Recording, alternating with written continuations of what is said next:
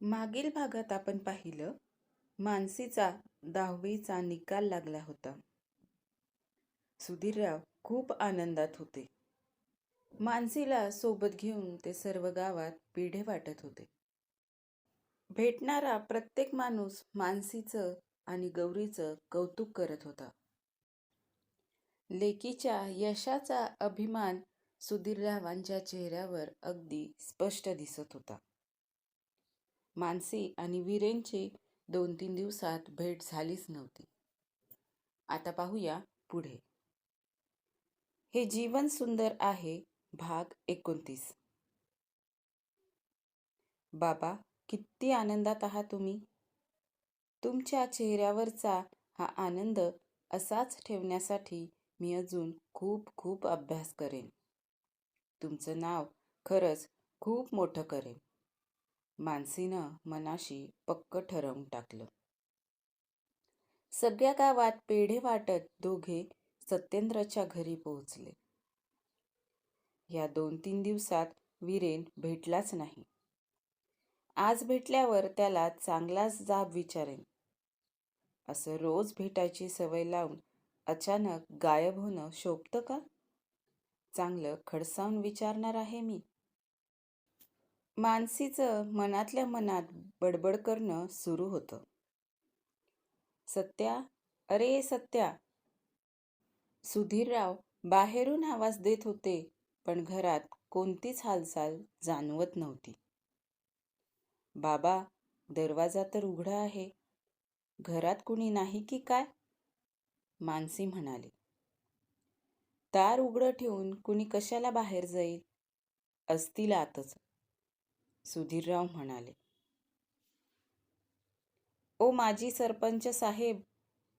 सुधीररावांनी दारातून मोठा आवाज दिला. त्या आवाजानं सत्येंद्र बाहेर आले. अरे तू आहेस होय. मागच्या अंगणात होतो म्हणून आवाज आला नाही बघ. आत तर ये. आता पावसाळा येईल. गाईच्या गोठ्याचं छप्पर नीट करून घेत होतो. पावसाळ्यापूर्वीची थोडी डागडुजी रे, सत्येंद्र म्हणाले. खूप उकडायला लागले. 2-4 दिवसात पाऊस येईलच बघ. सुधीरराव बोलत बोलत घरात आले. मानसी सुद्धा त्यांच्या मागच गेली. आत गेल्या गेल्या मानसीनं सत्येंद्रला पेढा दिला आणि नमस्कार केला. कळली बरं बातमी? अगं, आता गोठ्याचं काम करायला गडी आला ना, त्यानंच सांगितलं. अभिनंदन पोरी. बापाचं नाव मोठं केलंस.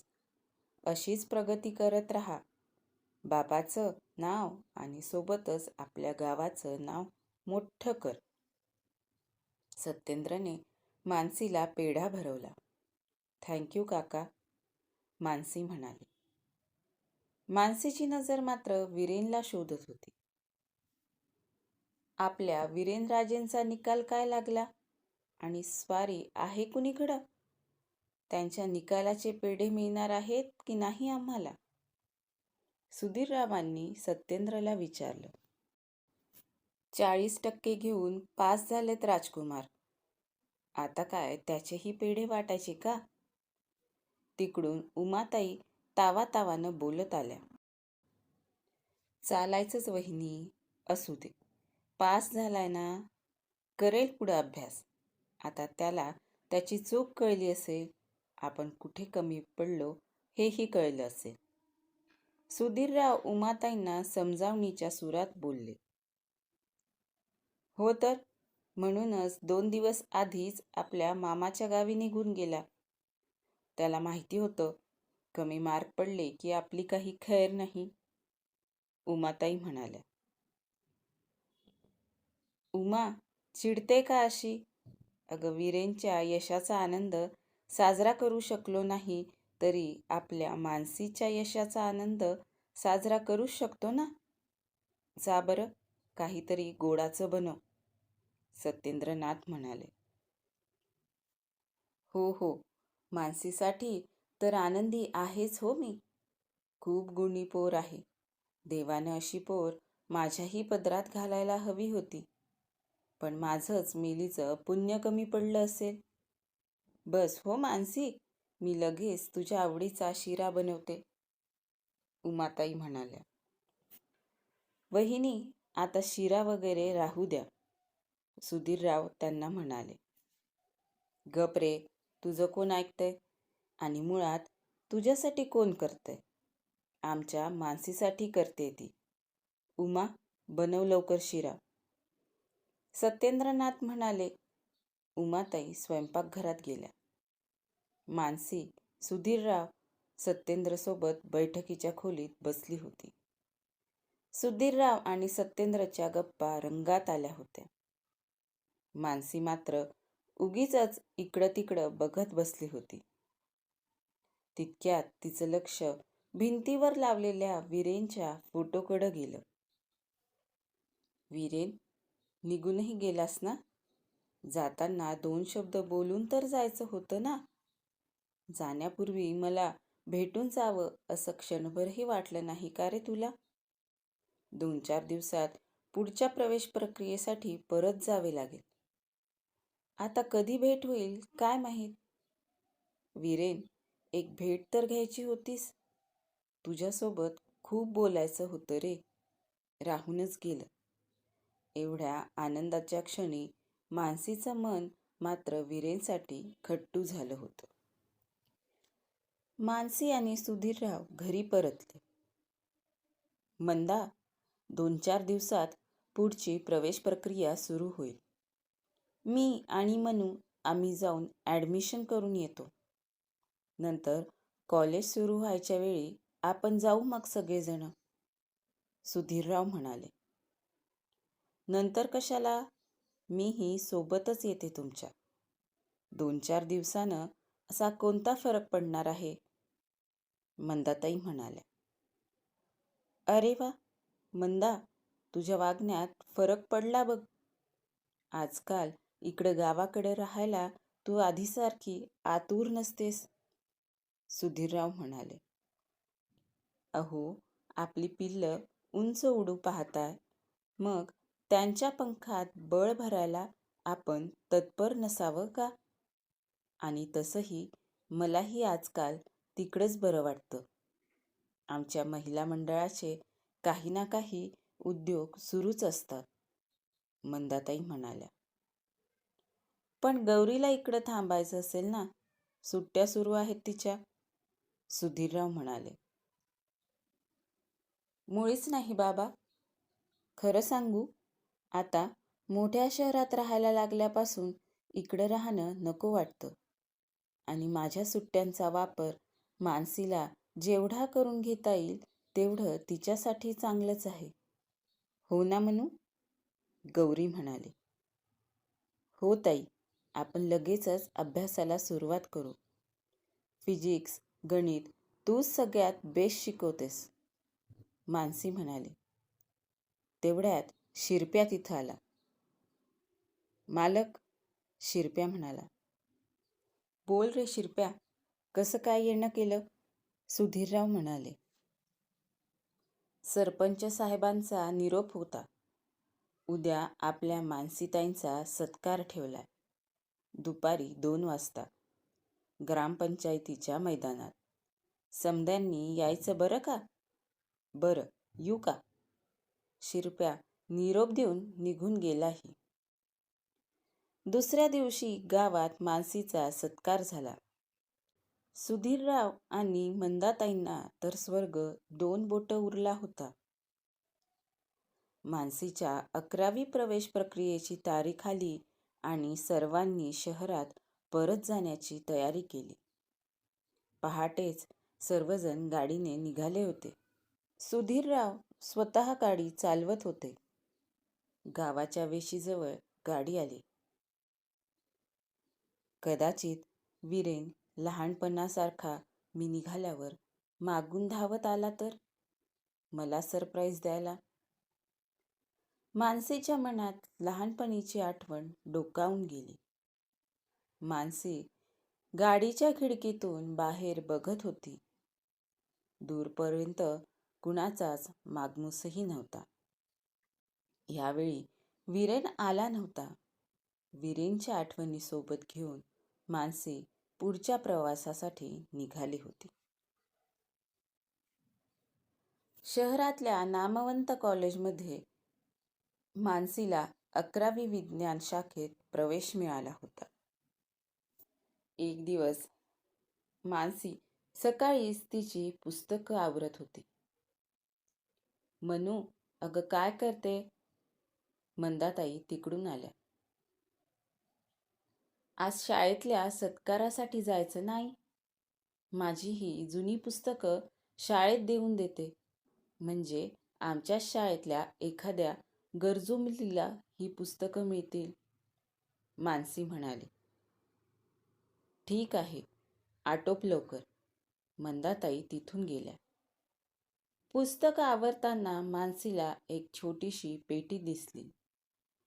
त्यात तिनं वीरेननं लहानपणी दिलेले शंख, शिंपले, रंगीत खडू, काचकुयऱ्या सगळं अगदी जपून ठेवलेलं होतं.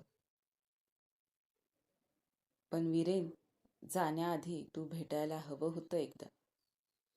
एकमेकांसोबत कसा कॉन्टॅक्ट करणार आपण? काहीच बोलणं नाही झालं आपलं. जाण्यापूर्वी क्षणभरही तुला वाटलं नाही मला भेटून जावं म्हणून? कमीत कमी एकदा सांगायचं तरी ना. एरवी माझ्यासोबत सगळं शेअर करायचं तू, पण आता मी परकी वाटले का रे तुला? आता मात्र मी ठरवलंय, तू जेव्हा भेटशील तेव्हा मी माझ्या मनातलं सगळं तुला सांगून टाकणार. मला माहितीये तुलाही तेच वाटतंय. वीरेंना दिलेल्या आणि तिनं जीवापाड जपलेल्या शंख शिंपल्यांवरून हात फिरवत मानसी मनाशीच पुटपुटली. वीरेंनं लहानपणी आवळे बांधून दिलेला पांढरा शुभ्र रुमाल मानसीनं अजूनही तसाच जपून ठेवला होता.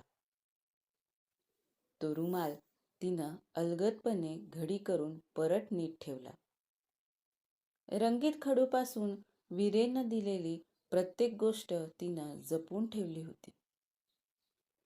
गौरी तिथंच तिच्या मागच उभी होती. मनू, तुला माहिती ना, 2 मार्क्स कमी पडले म्हणून माझा SB कॉलेजमध्ये नंबर लागला नाही. तुला आईबाबांचं स्वप्न तर पूर्ण करायचं आहे, पण सोबत माझंही राहिलेलं स्वप्न पूर्ण करायचं आहे. आठवणी खूप गोड असतात ग, अगदी जपून ठेवाव्यात अशाच असतात. पण ह्याच आठवणी आपल्या प्रगतीला अडथळा बनवू नाही द्यायच्या आपण. ही 2 वर्ष खरंच खूप महत्त्वाची असतात. लक्ष विचलित होऊ देऊ नकोस, गौरी म्हणाली. मानसी तिच्याकडं बघतच राहिली. जणू मानसीच्या मनातली प्रत्येक गोष्ट गौरीला उमगली होती. हो ताई, अगदी बरोबर बोलते तू. मानसीनं त्या पेटीचं झाकण बंद केलं आणि कपाटातल्या आतल्या कप्प्यात ती पेटी दडवून ठेवली. डोळ्यात आलेली अश्रूंची लकीर अलगद पुसली. ही 2 वर्षे फक्त अभ्यास एके अभ्यास. बाबांचं स्वप्न पूर्ण करायचं आहे, ताईचं स्वप्न पूर्ण करायचं आहे. त्याहीपेक्षा मला माझं स्वप्न पूर्ण करायचं आहे.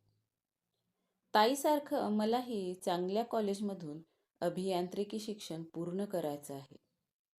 हा विचार दुसऱ्या क्षणी मानसीच्या मनात आला.